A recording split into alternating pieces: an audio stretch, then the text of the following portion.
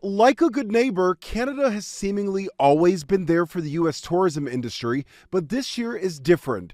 I was planning a trip to LA to see a friend. However, we decided to go to Mexico instead. A new survey warns 30% of Canadians who had trips to the U.S. planned have now canceled them as tensions rise between the two countries. From the dispute over tariffs triggering boos for the American anthem, President Trump's talk of making Canada the 51st state. Canadians are vowing to make their voices heard. It's Canada strong. We can stand up for ourselves. We've called out those comments. They're disrespectful.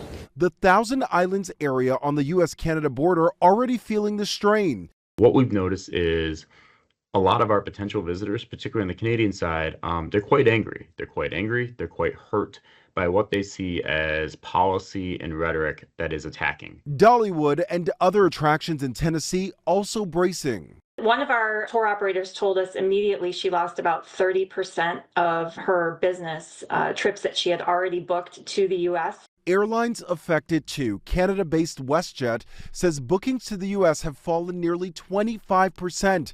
And it's not just Canadians avoiding travel to the U.S.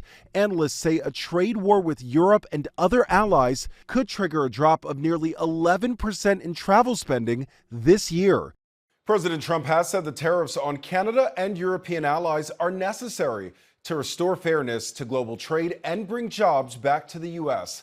Lionel Moise, ABC News, New York.